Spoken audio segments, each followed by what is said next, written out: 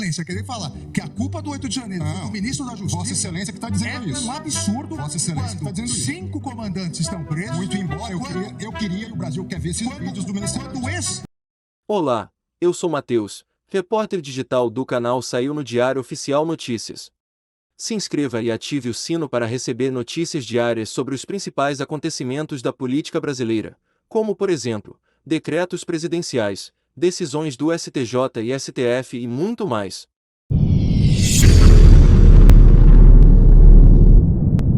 A tentativa de golpe de Estado pressupõe e traz consigo uma tentativa também de abolição do Estado Democrático de Direito. Um golpe pressupõe, para que ele seja praticado, uma tentativa de se quebrar o Estado Democrático de Direito. Nem toda tentativa de abolição de bases do Estado Democrático de Direito, à luz do impedimento ou restrição dos poderes, significa se chegar a um golpe de Estado. Então, dentro dessa perspectiva, entendo que, no contexto, se aplica o princípio da consunção ou da absorção. Ou é um golpe de Estado, que traz consigo o caráter de também, nos termos do que diz o dispositivo, impedir ou restringir o exercício dos poderes constituídos, ou ficou apenas dentro das características da conduta, da tentativa de impedimento e restrição do exercício legítimo dos poderes. Dentro dessas circunstâncias,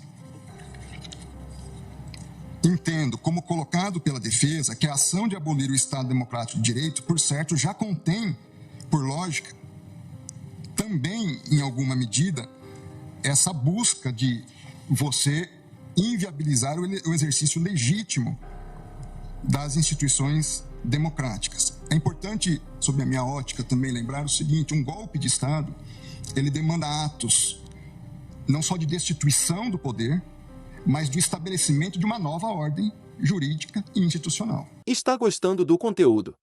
Curta esse vídeo e fique conosco até o final.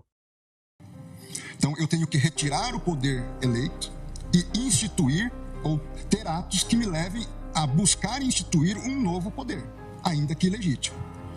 Eu preciso definir o que eu vou fazer com o Congresso Nacional, eu preciso definir o que eu vou fazer com o Supremo Tribunal Federal, eu preciso definir o que vai ser feito com a imprensa, com a liberdade das pessoas, no meio universitário, uma série de planejamentos e condutas que, com a devida vênia, não vi nesses manifestantes. A perspectiva da atuação deles era criar uma situação de instabilidade institucional, mas qualquer ação de golpe de Estado dependeria de uma ação de outras forças, basicamente dos militares. Então, mesmo aqueles que atuaram para inviabilizar o funcionamento das instituições democráticas, à luz dos elementos disponíveis nos autos, não se tem característica a ponto de levar uma destituição de um poder e instituição de uma nova ordem. Se me permite, o artigo 359-M, na verdade, fala em tentar, né? Então não se pressupõe a consumação, mas sim a tentativa. Só essa... Ambos falam em tentar. Exato. A questão, para mim, eles não agiram para tentar depor o governo. A deposição do governo dependeria, ou essa tentativa de deposição de atos que não estavam ao alcance da atuação dessas pessoas. Permite, ministro? Pois não. Porque acho que essa questão é extremamente importante, porque são dois pontos diversos, se eu entendi o que Vossa Excelência colocou. Ao dizer que eles não, ao alcance deles, não estavam instrumentos possíveis para o golpe de Estado, então aí seria o caso de absolvição. Que eu também justifico como uma tentativa idônea. Essas pessoas... Exato. Então, aí seria a absolvição. Uma outra questão que eu acho que é mais importante do ponto de vista até para fixação de jurisprudência da Corte é a absorção ou não. O princípio da concussão. E por que isso? Me parece que são dois crimes, como disse, absolutamente autônomos. Até porque o ânimos é diverso. E eu dou dois exemplos, um histórico.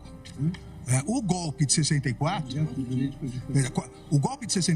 vamos dizer que não tivesse dado certo, mas qual foi o golpe militar de 64? Trocar o presidente da República, João Goulart. Não foi, em momento algum, tentar mexer com a estrutura dos outros poderes, até porque, lamentavelmente, os demais poderes aderiram. Então, você consegue vislumbrar uma tentativa de golpe na troca do poder, na troca daquele que foi legitimamente e democraticamente eleito como uma conduta autônoma. O que, na minha opinião, no meu voto, eu entendi, ao prever a intervenção, ao pedir a intervenção federal, se pretendia trocar o presidente eleito pelo candidato que perdeu. Esse é um crime. A outra coisa é atacar o funcionamento do Supremo Tribunal Federal ou do Congresso Nacional com a invasão, impedindo a atuação. Volto alguns meses. Vamos dizer que essa conduta do dia 8 de janeiro fosse antes do final do mandato do anterior presidente. A conduta idêntica. As pessoas virem, atacarem violentamente, invadirem. Nós não teríamos a acusação de golpe de Estado, porque elas não estavam pretendendo trocar o presidente, mas elas estavam pretendendo obstaculizar o andamento do Supremo Tribunal Federal e do Congresso. Tenho dúvidas, ministro Alexandre, por quê? Nesse exemplo também de uma ação anterior ao encerramento do exercício do mandato do ex-presidente. Porque, formalmente, teríamos também uma consideração de um poder legitimamente eleito que estaria impedido.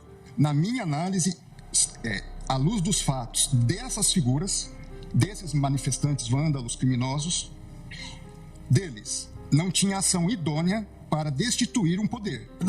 Nós podemos encontrar ação idônea em outras ações. Eu compreendo. A minha única preocupação aqui e nesse debate, eu entendo que se encontrássemos essas condutas, poderia haver os dois, mesmo conforme a situação, poderia até haver os dois crimes. Eu acho que o importante de definirmos é exatamente isso, do ponto de vista geral.